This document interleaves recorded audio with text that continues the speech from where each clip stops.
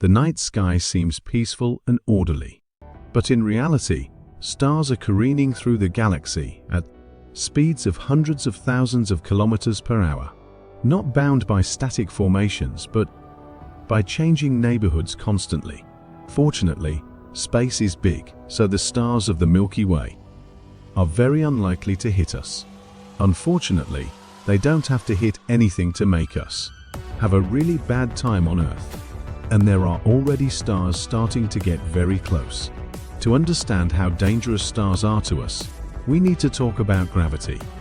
Gravity attracts every piece of matter to every other piece of matter in the universe. You are attracted by an atom a million light years away, and vice versa. Luckily, this force gets weaker over distance, and it also depends on how massive something is. So things that are close and are very massive are more attractive, winning the cosmic tug of war. This way, massive things define how smaller things behave around them. The Sun makes up 99.75% of all the mass in the solar system, and so it shapes the behavior and orbits of everything else in it. Billions of years ago, after the Sun was born, the solar system was a chaotic and dangerous place, as the planets were formed from countless little pieces that collided constantly. But over the eons, a stable balance emerged.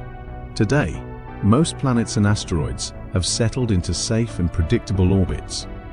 We have the inner and outer planets, the asteroid and the Kuiper belt. And at the edge, the Oort cloud, a giant sphere of comets, orbiting slowly in cold storage. We really don't want this balance to be disturbed.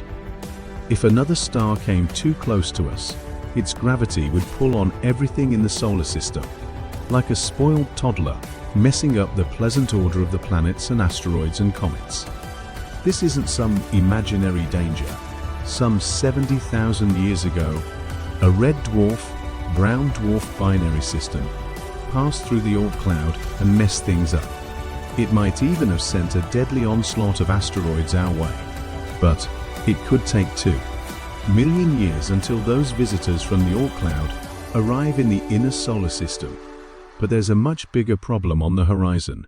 Gliese 710, a red dwarf with about half the Sun's mass, is currently headed toward the solar system. In about 1 million years it'll pass through the Oort cloud and become the brightest star in the night sky.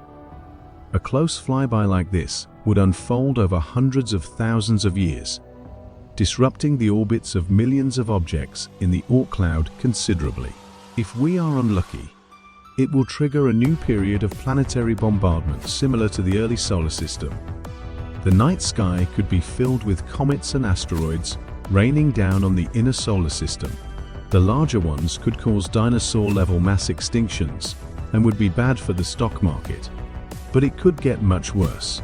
The galaxy is an intense place, and stars get close to each other regularly.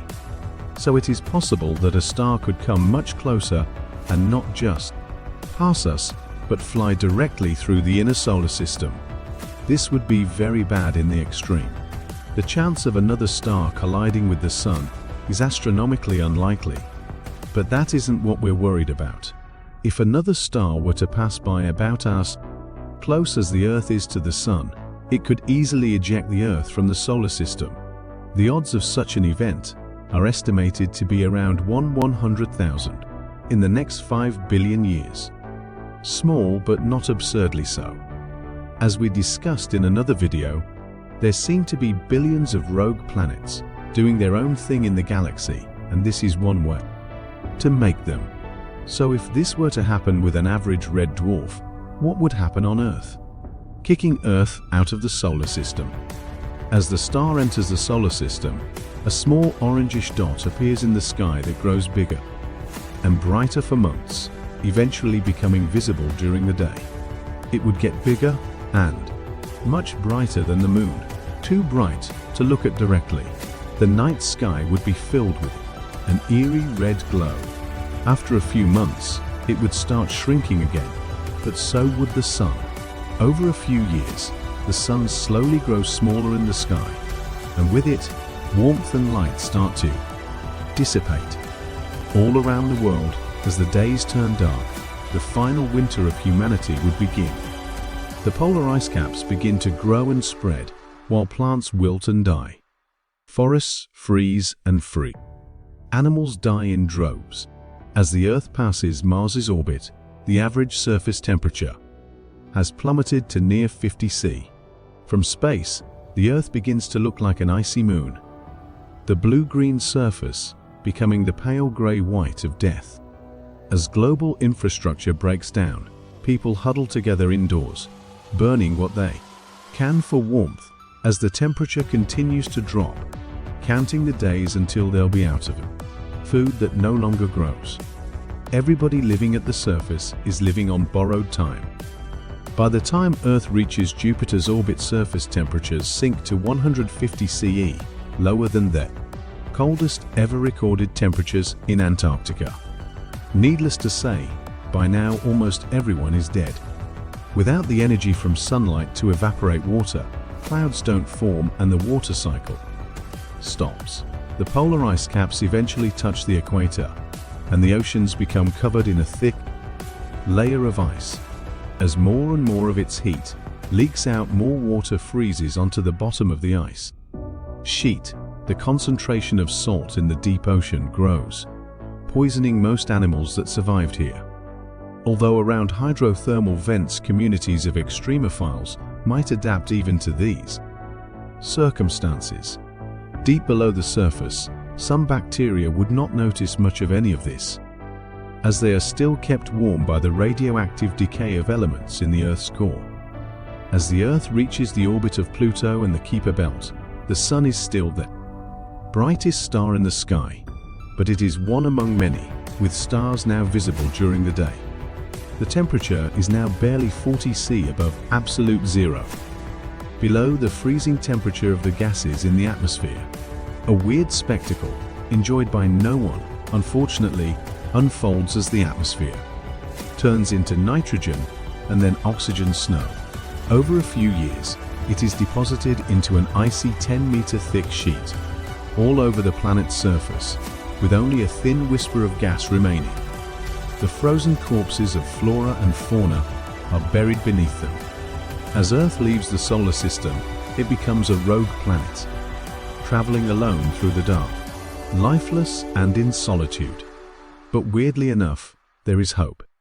Humanity would not be surprised by this potential extinction event. We'd notice it thousands of years in advance. There is not a lot we could do to stop a star, but we could prepare. Most of us would perish, but a few million could survive in huge artificial complexes, powered by geothermal and nuclear energy, possibly even fusion, if we can learn to use the ice around us for power. Here, humanity might survive for hundreds of thousands of years. At some point, we would become used to our circumstances and new generations would watch documentaries in disbelief about the time we had our own star and could walk the surface of the Earth. And at some point, we might decide to look for another home. If the Earth were lucky enough to pass by another star with a habitable planet, we could try to make a fresh start. Spaceflight, oddly enough, would become very easy without the atmosphere in the way. So it's not unthinkable that the last survivors would leave Earth behind and try again on a new planet, around a new star. Maybe one day, thousands of years later, the descendants of humanity will tell legends about Earth's ancient past, stories of our lost home, of a mysterious, icy planet floating alone and empty through the dark of space.